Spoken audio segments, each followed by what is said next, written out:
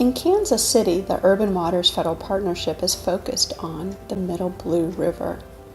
We are working to restore the forest and the habitat and the wetlands around the river. We are connecting the river to amazing projects happening all around the city, revitalizing brownfields and areas that were once polluted. We're connecting the river to urban neighborhoods. We're getting people involved. We're getting them to come to the river and help us clean it up and to enjoy it. We're improving the health of our communities by connecting people, by getting out and picking up the trash, by getting the invasive species removed, by providing education, by connecting with young people in our community and inspiring them to be the next generation of stewards.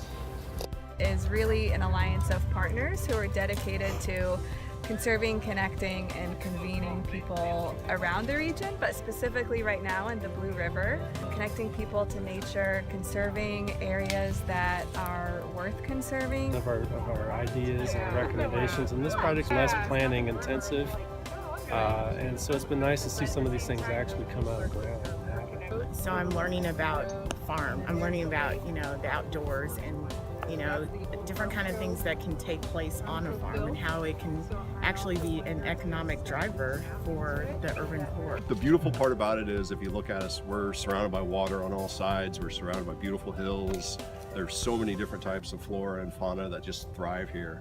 And it would just be a shame to take a place that was not once a farm to return it back to it and just make it a place where people can enjoy it and not look at it as an eyesore, look at it as a beautiful place, as a beautiful kind of gateway into the east side and west sides.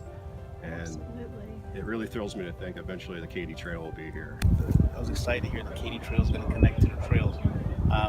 You don't see a lot of that in the city. I mean, you have to go, if you go out to Sedalia, you go somewhere else, you see a lot more of that. And so to know that that's here, or coming here to Kansas City is phenomenal. This is really an example of public-private partnerships that are beneficial and that should be supported.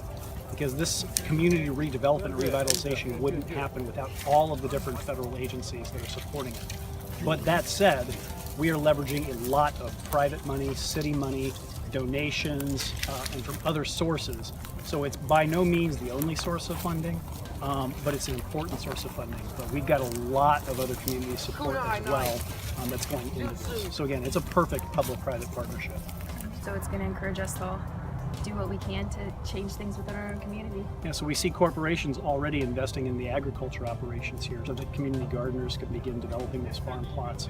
So we have private investment coming in now as well because of that initial federal and city investment that got things started. For many people, the river's invisible. As you notice, you can drive over it and you wouldn't even know it's there because the bridges are high above it and it's deep in kind of this wooded ravine.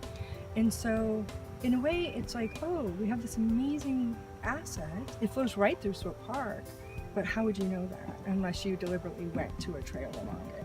Help people recognize that it's something that's not only an asset to the city, but it's right here in our backyards. It actually flows through the center of the city. It flows through neighborhoods, so why not try to get more people there to experience it?